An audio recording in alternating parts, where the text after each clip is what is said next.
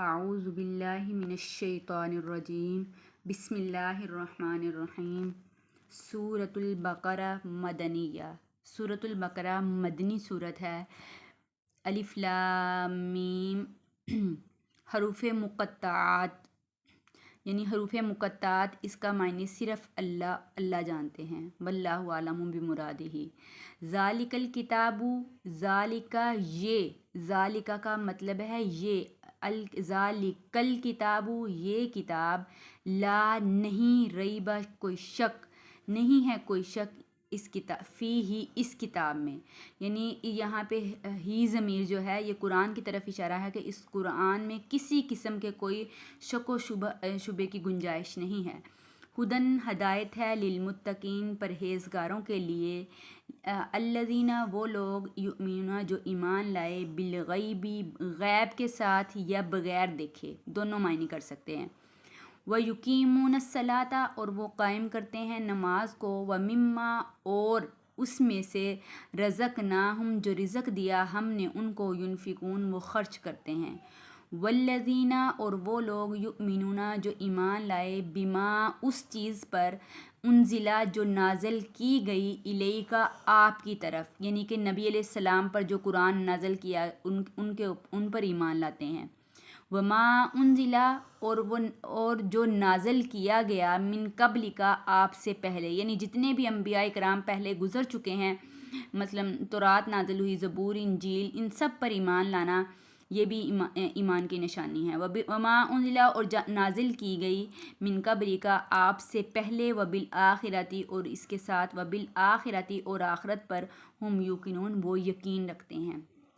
یہ سورۃ البقرہ، سورۃ بقرہ جو ہے یہ گائے کو کہتے ہیں، عربی کا لفظ ہے یہ اس کا لفظی معنی ہے گائے۔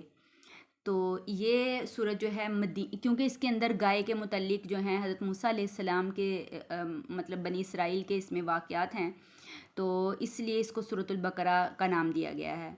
اور اس سورت کی فضیلتیں بہت زیادہ ہیں، کہ سب سے پہلے تو میں آپ کو یہ بتاؤں کہ جس گھر میں حضرت ابو ہریرہ رضی اللہ تعالیٰ عنہ نے ارشاد فرمایا کہ نبی اکرم صلی اللہ علیہ وآلہ وسلم نے ارشاد فرمایا کہ اپنے گھروں کو قبرستان نہ بناؤ، کہ اپنے گھروں میں قرآن کی تلاوت کیا کرو۔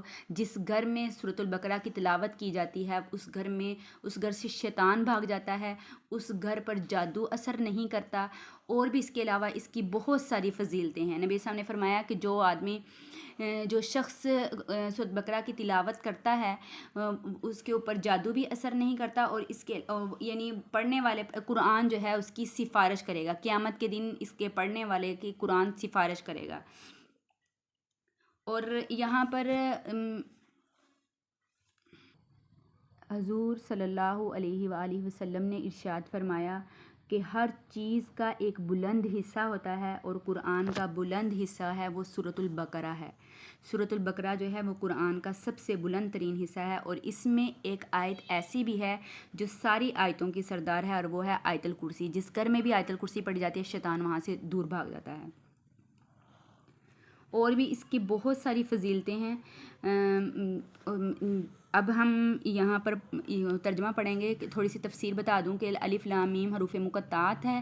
ذالک الکتاب، ذالک اس میں اشارہ ہے کہ اس قرآن کی طرف اشارہ کیا گیا ہے، اس کتاب میں، اس قرآن میں کسی قسم کے شک و شبے کی کوئی گنجائش ہی نہیں ہے، کہ ہدن ہدایت ہے، للمتقین پرہیزگاروں کے لیے، یعنی یہاں پہ جو متقین لوگ ہیں، جو ایمان والے لوگ ہیں، جن کے اندر یہ صفات پائی جاتی ہیں، کیونکہ یہاں پہ ایمان والوں کی صفات بیان کی جا رہی ہیں، جن کے اندر ایمان کی صفات پائی جاتی ہیں وہی ہدایت یافتہ ہیں، وہی جو ہیں وہی پرہیزگار ہیں۔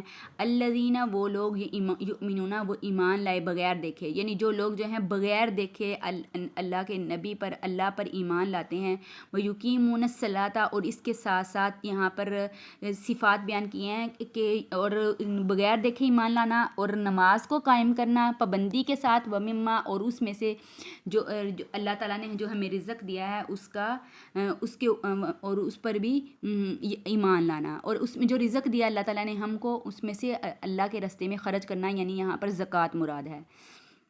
والذین اور وہ لوگ جو ایمان لائے، یہاں پر ان لوگوں کی، یہاں ایمان والوں کی صفتیں ہیں کہ جو بغیر دیکھے نبی وما انزل اور جو نازل کیا گیا آپ کی طرف، یعنی جو لوگ جو ہیں نبی اکرم صلی اللہ علیہ وآلہ وسلم پر ایمان لاتے ہیں، اس قرآن پر ایمان لاتے ہیں، اور اس سے پہلے جتنے نبیوں کے اوپر قرآن نازل وہ صحیفے نازل ہوئے، کتابیں نازل ہوئی، جیسا کہ تورات، زبور، انجیل، ان کے اوپر بھی ایمان لاتے ہیں۔ وما انزل من قبل کا، یعنی اس سے پہلے جتنے بھی انبیاء کرام پر کتابیں نازل ہوئی ہیں ان کے اوپر بھی ایمان لانا جو ہے ہمارے لیے لازمی ہے۔ وبالآخرۃ ہم یوقنون، اور وہ آخرت پر یقین رکھتے ہیں۔ وبالآخرۃ ہم یوقنون، یہاں پر یہ ہے کہ آخرت پر یقین رکھنا، ایمان کے، کیونکہ ایمان آخرت پر یقین رکھنا کیونکہ ایمان کے 3 جز ہیں، ایمان کے 3 جز ہیں، ایک توحید ہے، اور دوسرا رسالت ہے، اور تیسرا موت کے بعد زندہ ہونے پر ایمان لانا ہے۔ یعنی ہم سب کا اس بات پر ایمان ہونا چاہیے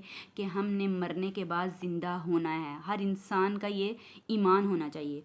اور اس کے ساتھ ساتھ یہاں پر نماز اور زکوٰۃ کا بھی ذکر کیا گیا ہے، کیونکہ نماز اور زکوٰۃ کا بھی ذکر اللہ تعالیٰ نے یہاں، کیونکہ ایمان قلبی کے بعد دوسرا درجہ جو ہے وہ کیا ہے؟ نماز ہے۔ ایمان قلبی کے بعد دوسرا درجہ کس کا ہے؟ نماز کا ہے، اور اس کے بعد کس کا ہے؟ زکوٰۃ کا ہے۔ یعنی ایک فریضہ بدنیہ ہو گیا اور ایک فریضہ مالیہ ہو گیا۔ بدنیہ یعنی فریضہ مالیہ سے مراد یہاں پر زکوٰۃ ہے، مراد ہے کہ جتنا بھی ہمیں اللہ تعالیٰ نے، ہم خود ہماری اتنی اوقات ہی نہیں کہ ہم کسی کو کیا دے سکتے ہیں، اللہ کے دیے ہوئے میں سے اگر ہم اللہ کے رستے میں زکوٰۃ کو اپنے مال کو پاک کرنے کے لیے دیتے ہیں تو یہ ہمارے لیے بہت بڑی سعادت ہو سکتی ہے۔ تو وبالآخرۃ ہم یوقنون، اس کا مطلب یہ ہے کہ ہمیں آخرت کے بعد، یعنی مرنے کے بعد جو ہے ہمیں زندہ ہونے پر یقین رکھنا ہے۔ وآخر دعوانا ان الحمد للہ رب العالمین۔